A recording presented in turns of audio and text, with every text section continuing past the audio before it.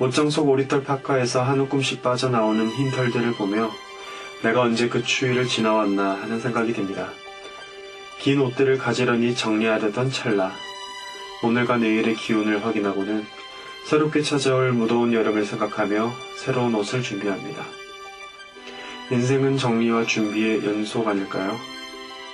정리하고 나면 또 다른 준비가 끝난 지 얼마 지나지 않아 또다시 찾아오는 정리의 시간을 점점 더 줄어드는 것만 같은 시간의 간격 속에 내가 살아온 과정은 어디로 간 것인지 궁금합니다. 짧아지는 세월의 체감을 극복하고 잠시만 아무 일 없는 듯 60초를 세어보는 시간이 간절히 필요합니다. 내가 살아있음을 피부에 닿는 연인의 온기와 코로 들어오는 공기와 세상을 느낄 수 있는 오감의 향연을 있는 그대로 느끼는 시간이 필요합니다. 오늘의 두잇캐스트, 내가 지금까지 걸어온 과정을 되돌아보며 짧은 휴식으로 살아있음을 느끼는 시간이 되길 바랍니다. 방문객 정현종. 사람이 온다는 건 실은 어마어마한 일이다. 그는 그의 과거와 현재와 그리고 그의 미래와 함께 오기 때문이다. 한 사람의 일생이 오기 때문이다. 부서지기 쉬운, 그래서 부서지기도 했을 마음이 오는 것이다. 그 갈피를 아마 바람은 더듬어 볼 수 있을 마음. 내 마음이 그런 바람을 흉내낸다면 필경 환대가 될 것이다. 안녕하세요. 봄바람 휘날리며의 지윤입니다. 오늘 소개해드린 시는 정현종 시인의 방문객입니다. 사람을 만난다는 건 정말 어마어마한 일인 것 같습니다. 좋은 사람과의 짧은 만남으로도 일생이 바뀔 수 있으니까요. 저도 방문객으로 두잇에 와서 좋은 사람들과 많이 만나면서 같이 책도 읽고 소중한 인연을 쌓아가고 있습니다.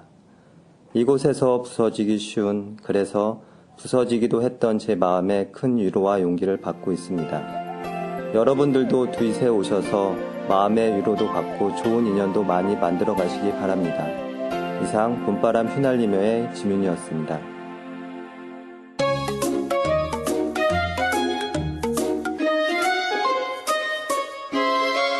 이번 주 두잇 새 소식은 새롭게 두잇을 찾아주신 회원을 소개해볼까 합니다. 사실 모임에 새롭게 참석하는 것이 참 쉬운 일은 아니죠.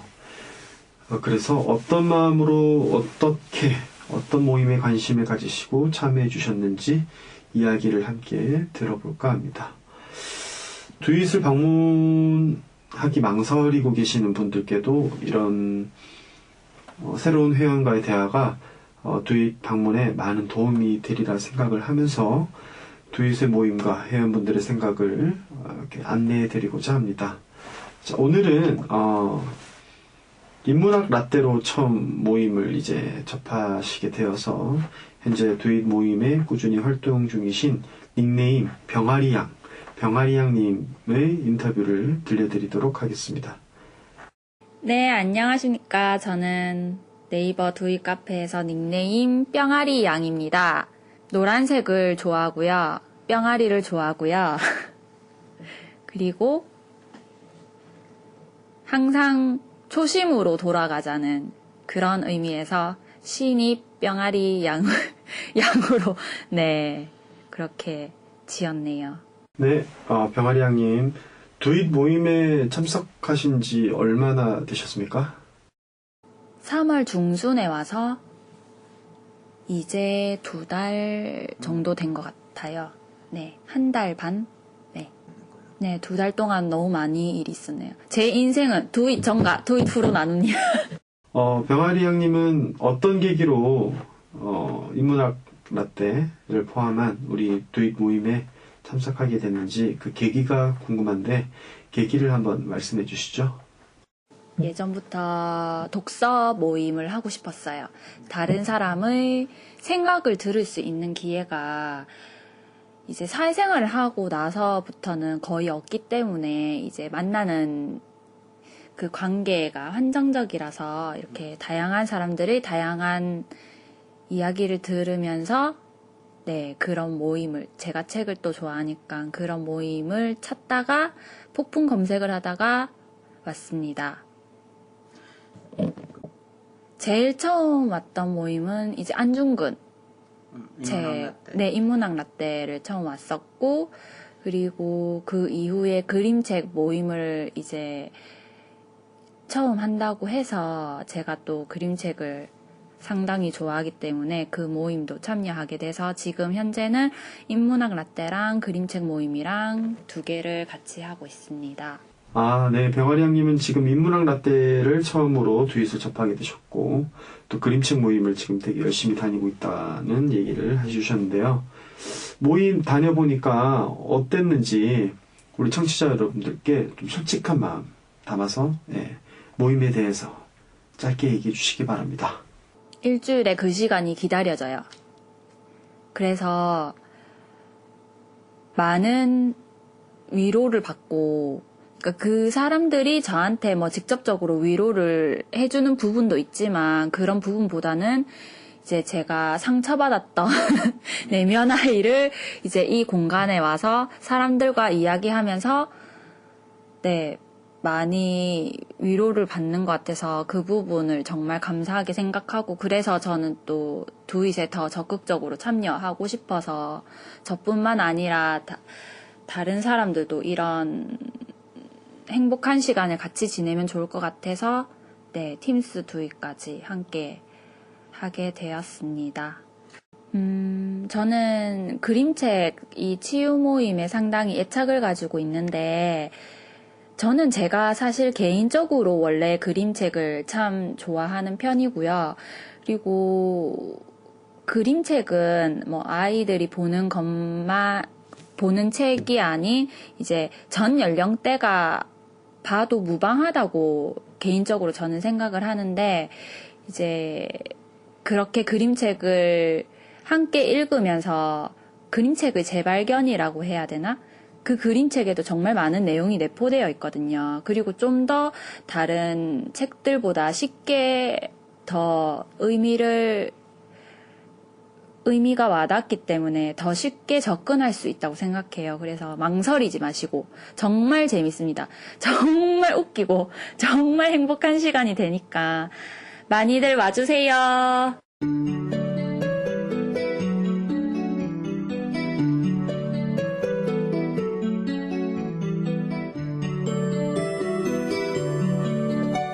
이번 코너는 안드레스의 히든 시네마입니다. 히든 시네마는 책을 원작으로 만든 영화를 주제를 정해 이야기하는 코너입니다. 오늘 주제로 하는 꿈은 자면서 꾸는 꿈이 아니라 인생의 목표인 꿈에 대한 이야기입니다. 그 중에서 모두가 불가능하다고 생각했던 꿈을 이룬 한 남자의 이야기를 다룬 존 칼린의 소설을 바탕으로 만든 동명의 영화인 우리가 꿈꾸는 기적 인빅터스입니다. 여러분이 생각하는 이루어질 수 없는 불가능한 꿈은 무엇인가요? 대부분의 사람들은 비싼 차를 사는 것 아니면 온몸을 명품으로 치장하는 것이라 생각을 할 텐데요. 제가 소개하는 이 남자는 이런 것과는 다른 차원의 불가능한 꿈을 꾸었습니다. 이 영화의 주인공은 불가능하리라 여겼던 화합을 이루어낸 인물입니다. 그는 1994년 백인과 흑인의 인종 갈등이 심한 남아프리카 공화국 역사상 최초로 흑인 대통령이 된 사람입니다. 이쯤 하면 다들 이 사람이 누구인지 눈치채셨을 텐데요. 네, 모두가 짐작하셨듯이 이 사람의 이름은 넬슨 만델라입니다. 1994년은 남아공에서 백인과 흑인의 갈등이 최고조에 달했던 시기인데요.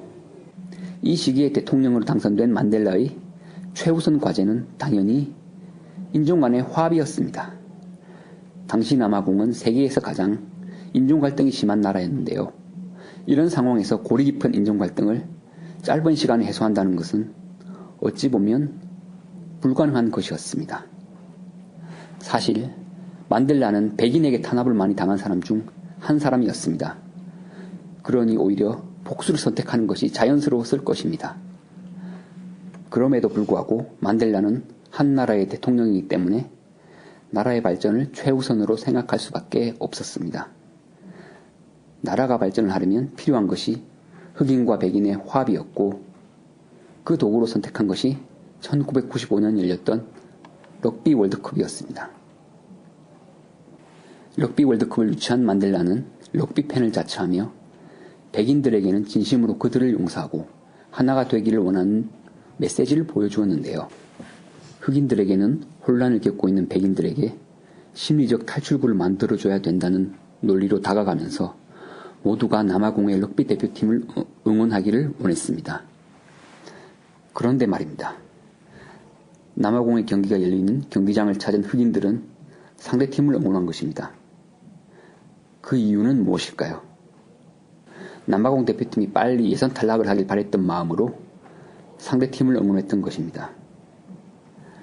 이것을 본 많은 사람들은 만델라가 외치는 화합은 이루어질 수 없는 꿈이라고 생각을 했습니다. 불가능해 보였던 기적은 남아공 대표팀이 승승장구하며 결승에 진출하면서 일어났습니다. 결승전이 열리는 경기장을 찾은 흑인들은 백인들로 구성된 자국 대표팀을 응원하기 시작했고 이것을 본 백인들은 일제히 넬슨 넬슨을 외치며 연호하기 시작했습니다.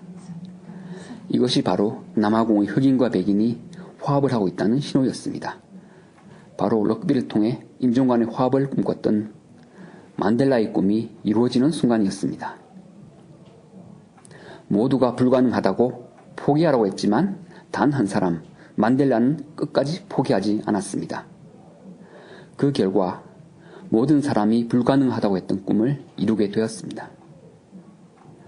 정복을 할 수 없는 꿈이라는 뜻을 가진 라틴어인 인빅터스. 오늘 다룬 인빅터스는 남아공의 대통령 넬슨 만델라를 통해 꿈을 가지고 노력하는 자에게는 그 꿈이 이루어진다는 것을 보여주었습니다. 이 영화에서 만델라는 여러분에게 메시지를 던집니다. 지금 여러분이 가지고 있는 인빅터스는 무엇인가요? 또 인빅터스를 가지고 있다면 반드시 무너뜨리십시오. 할 수 있습니다. 지금까지 안드레스의 히든 시네마였습니다.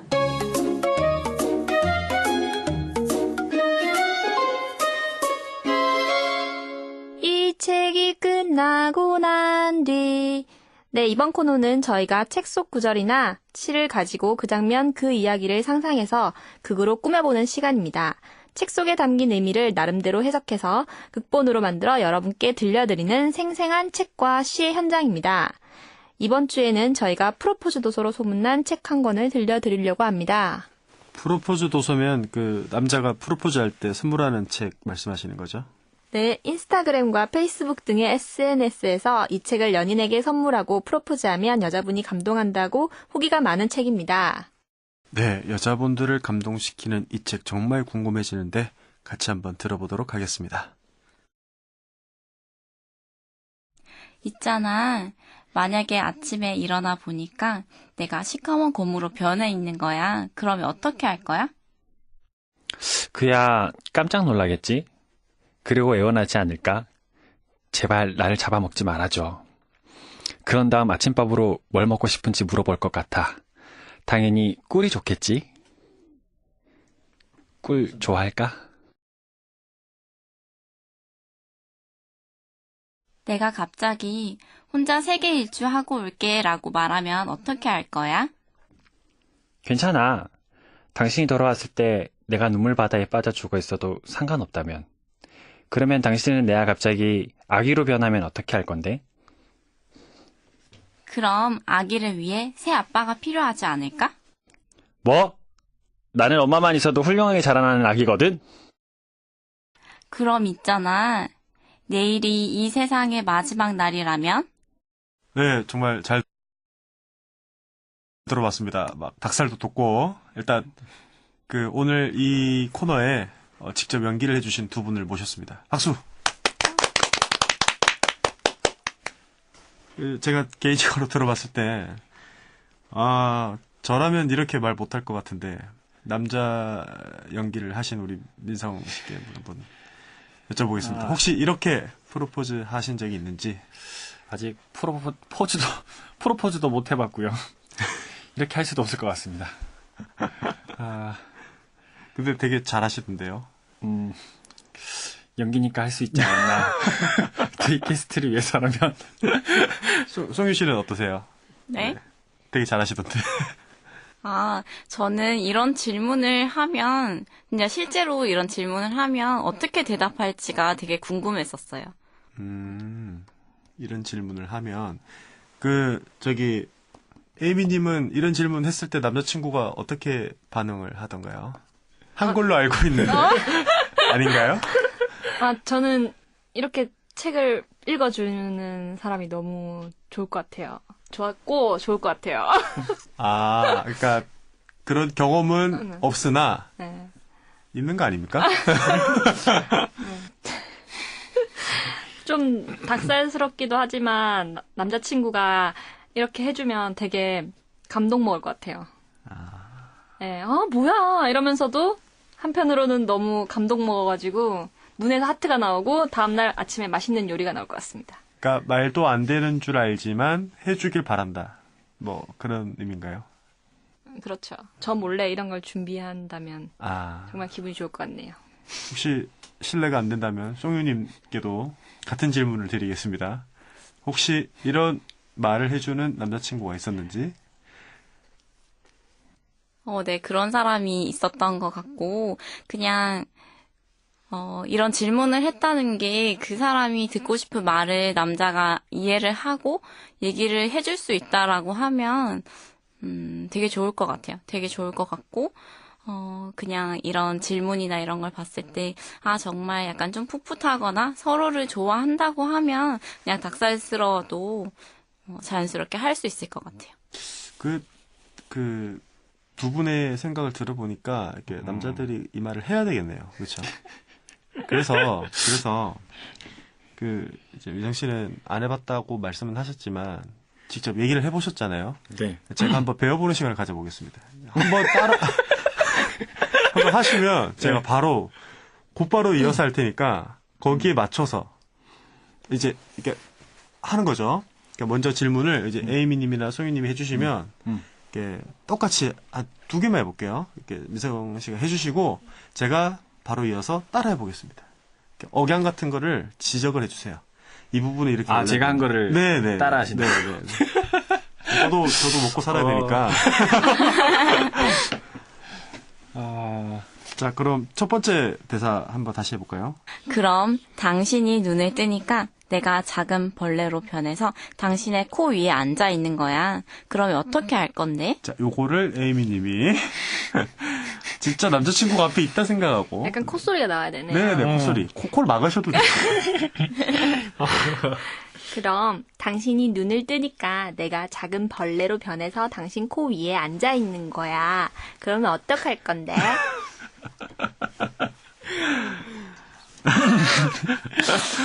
네, 예. 한번 날아봐.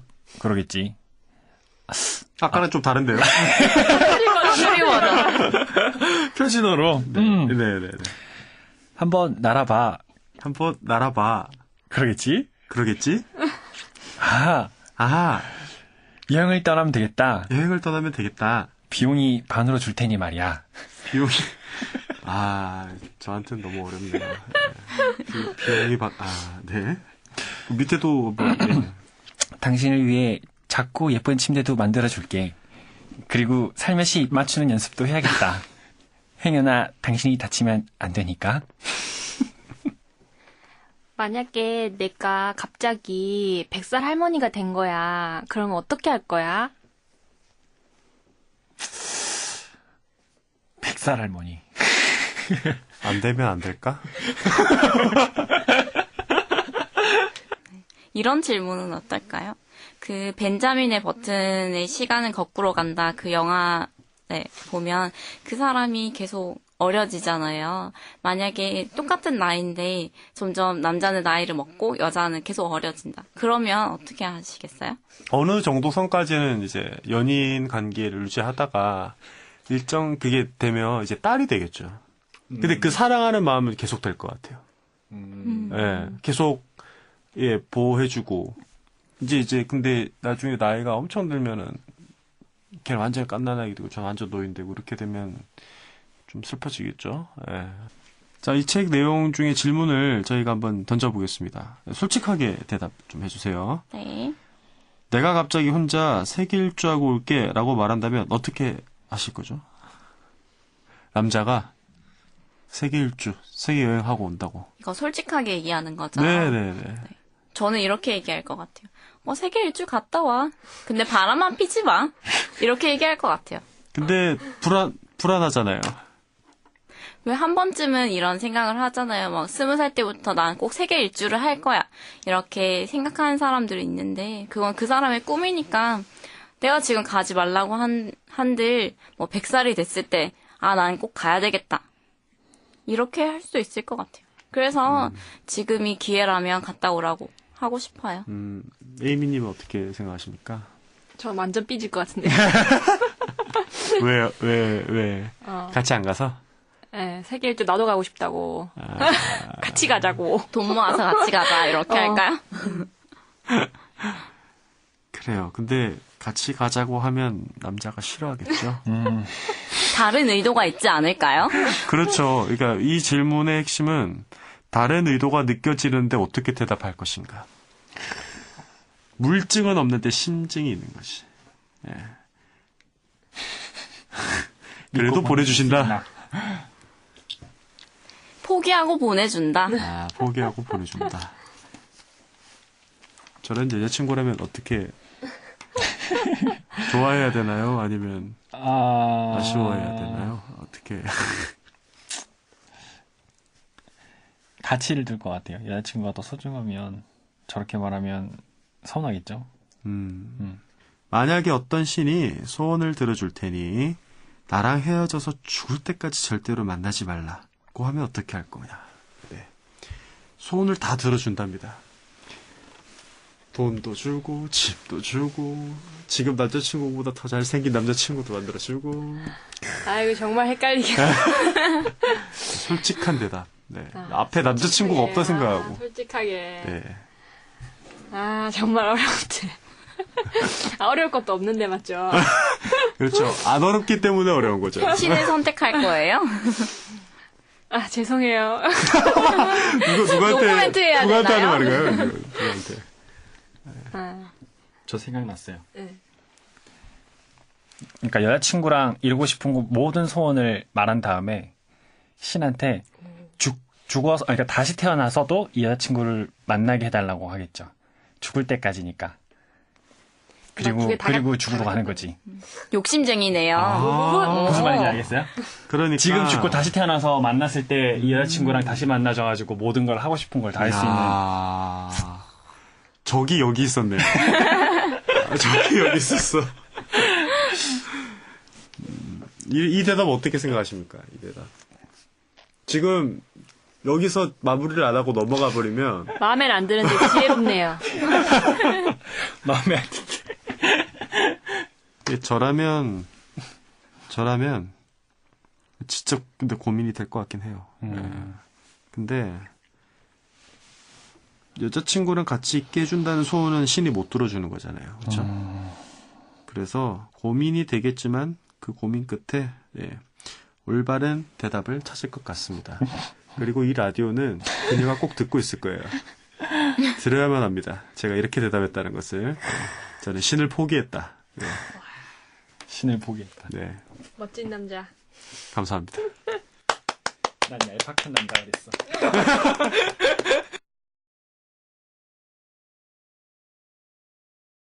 있잖아. 만약에 아침에 일어나 보니까 내가 시커먼 곰으로 변해 있는 거야. 그럼 당신은 어떻게 할 거야? 그야 깜짝 놀라겠지. 그리고 애원하지 않을까? 제발 나를 잡아먹지만 말아줘. 그런 다음 아침밥으로 뭘 먹고 싶은지 물어볼 것 같아. 당연히 꿀이 좋겠지? 그럼 당신은 눈을 뜨니까 내가 작은 벌레로 변해서 당신 코 위에 얹어 있는 거야. 그럼 어떡할 건데? 한번 날아봐. 그러겠지. 아하, 여행을 떠나면 되겠다. 비용이 반으로 줄 테니 말이야. 당신을 위해 작고 예쁜 침대도 만들어줄게. 그리고 살며시 입 맞추는 연습도 해야겠다. 행여나 당신이 다치면 안 되니까. 내가 갑자기 혼자 세계 일주하고 올게 라고 말하면 어떻게 할 거야? 괜찮아. 당신이 돌아왔을 때 내가 눈물바다에 빠져 죽어 있어도 상관없다면. 이런 대사를 어떻게 하지? 진짜 다시 할게요.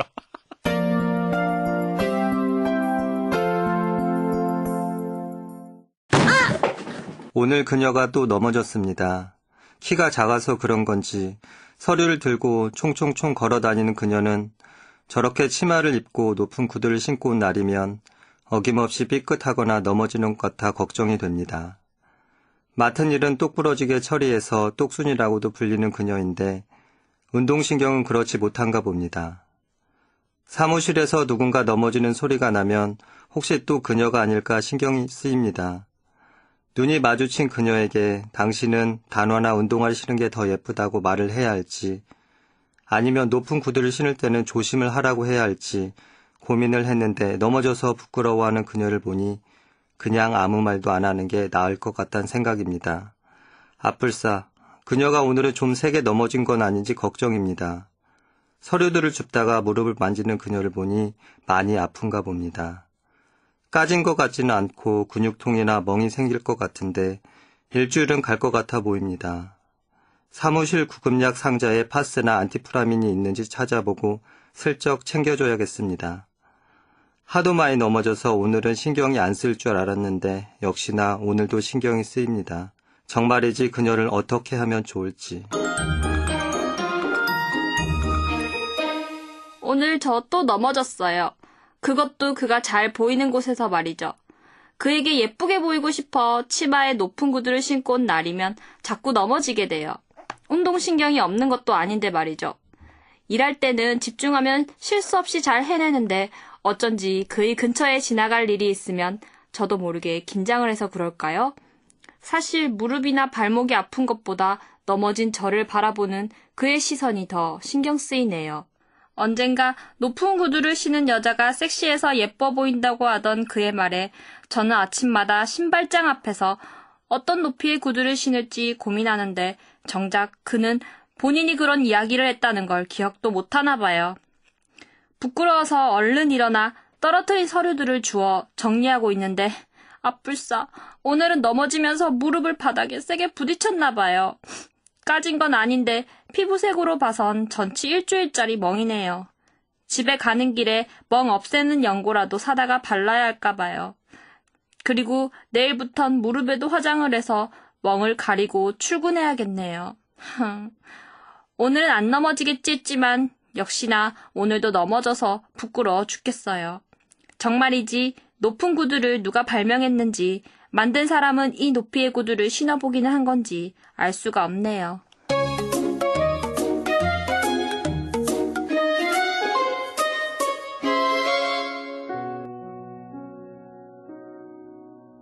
가끔 퇴근길이 유독 쓸쓸하게 느껴질 때가 있습니다.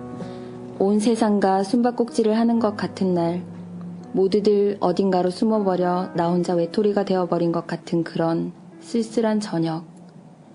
집으로 가는 길, 어딘가로 방향을 틀고 싶지만 딱히 들려야 할 곳도 만나야 할 누군가도 없습니다.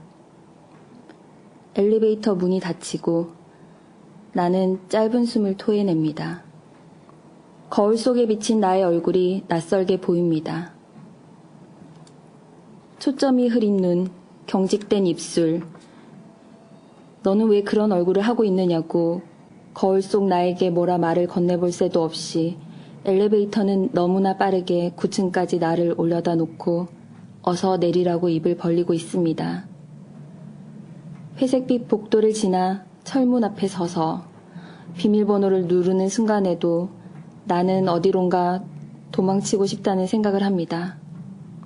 나를 반겨줄 곳, 나를 보듬어줄 사람이 있는 곳, 찌개 끓이는 소리와 따스한 온기가 공간을 메운 그러나 지금은 갈 수 없는 그런 곳에. 이런 밤에는 습관처럼 에코니 가오리의 단편집 차가운 밤에를 꺼내듭니다.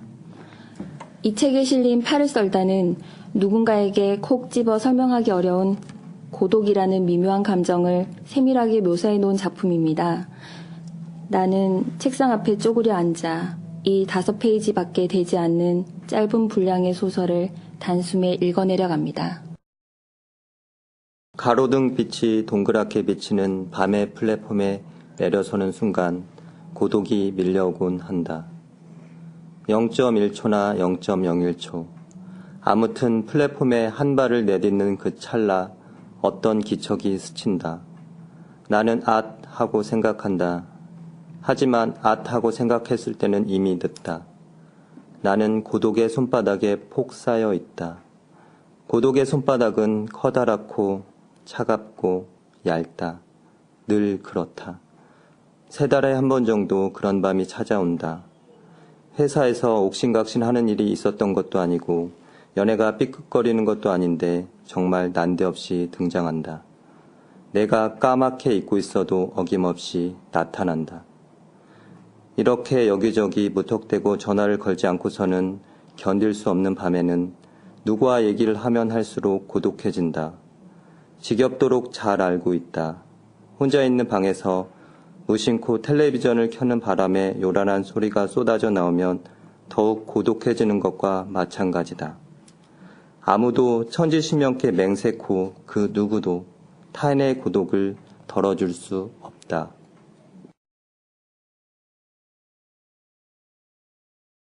정말 그렇습니다. 이 고독은 오로지 나만의 것.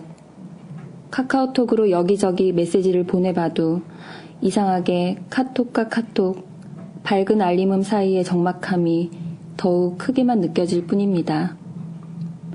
주소록을 휙휙 넘겨보다 엄마의 번호 앞에서 손가락이 잠시 멈칫하지만 나의 소중한 사람에게 이 사치스러운 고독을 어찌 설명할 수도 함부로 걱정을 끼칠 수도 없습니다.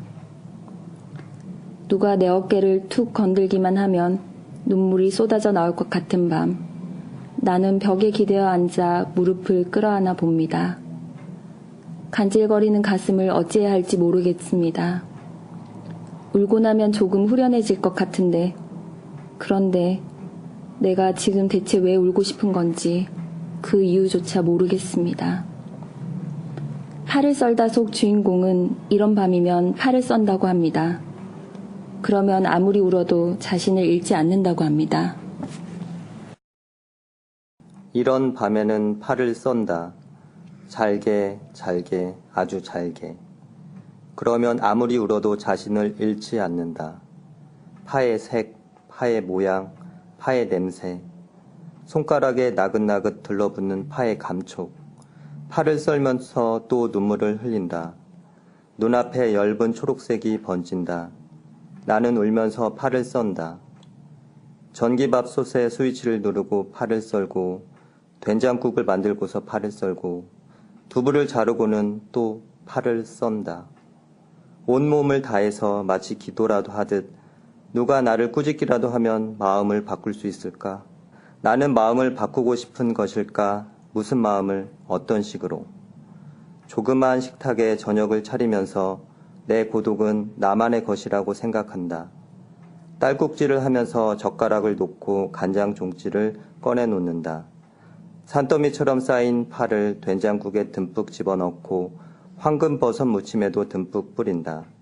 내일 아침이 되면 아무 일도 없었던 것처럼 말짱한 얼굴로 회사를 가리라.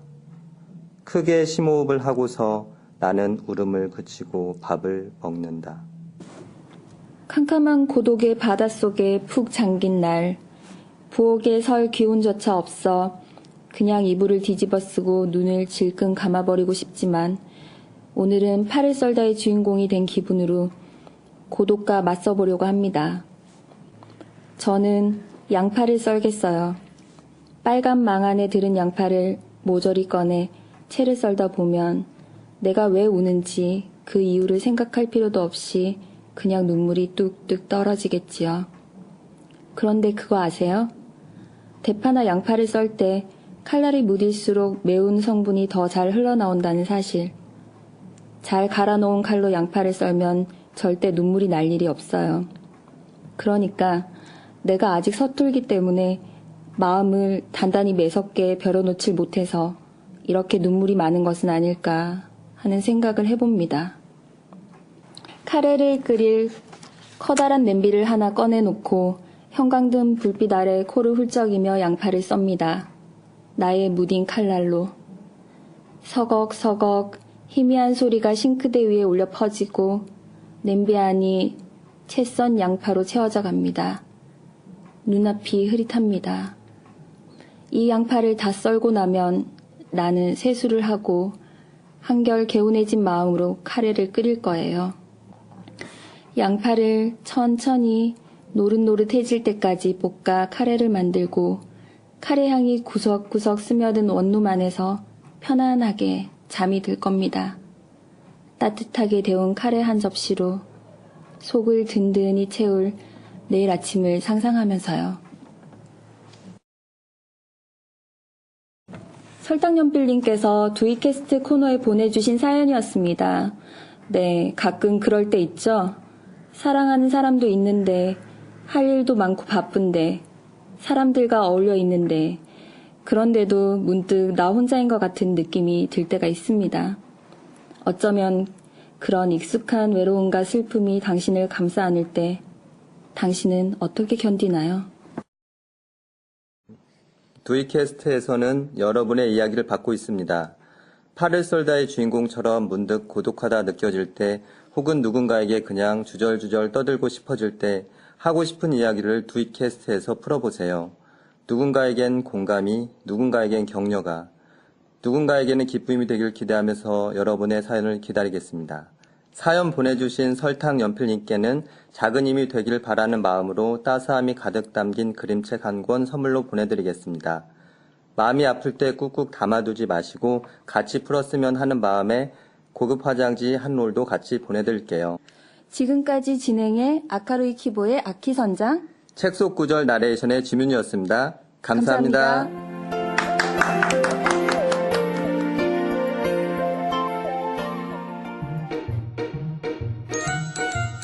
일상이 너무 힘들고 지칠 때 나는 아무 잘못 없이 성실히 사는 것 같은데 누군가 나를 욕할 때 나쁜 직장 상사 때문에 너무나 힘이 들 때 우리는 현실 세계에서 도망치고 싶어진다.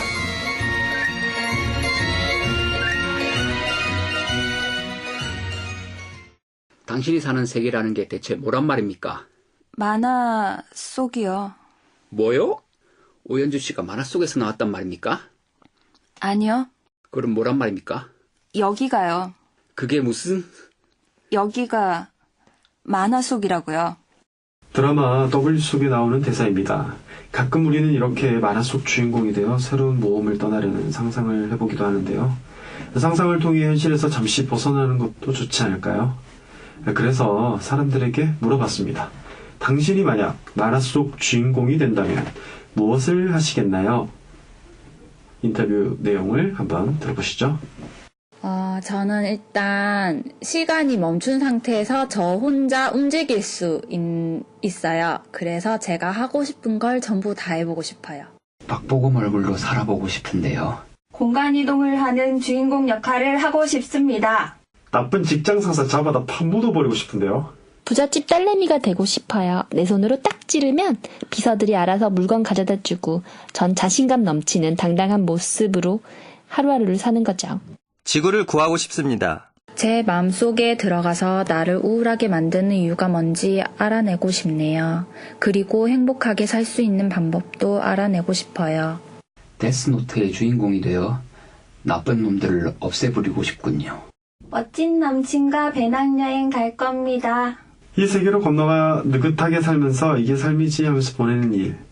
이게 꼭 하고 싶고요. 제 주변에 여자 주인공이 3명이 있고 같이 즐거운 시간 보내고 싶네요. 나쁜 놈들을 잡아서 블랙홀 속으로 집어넣고 싶어요! 나도 날씬쟁이로 변신하고 싶습니다. 동물 친구들과 세계 여행을 떠나고 싶어요! 그 외에도 동물 친구들과 여행을 떠나고 싶다는 분, 헐크가 되어 나쁜 놈들을 혼내주고 싶다는 분, 마음속 뿌리 깊은 우울함의 원인을 찾아내어 제거하고 싶다는 분도 있었습니다. 정말 가지각색의 이야기가 나왔고요. 시민들의 이야기를 듣고 저희 라디오 제작팀이 읽어드렸습니다. 이런 상상만으로도 즐겁다는 이야기가 있어 저희도 참 기쁩니다. 지치고 힘들 때 이렇게 상상해보는 것은 어떨까요? 당신의 삶이 아무리 힘들다 해도 우리는 그 삶을 헤치고 나가야 합니다. 가끔 힘든 일을 잊고 상상 속에서 허우적거리는 것도 도움이 되지 않을까요? 여러분 힘내세요. 이상 연호랑과 두이캐스트 멤버들이었습니다.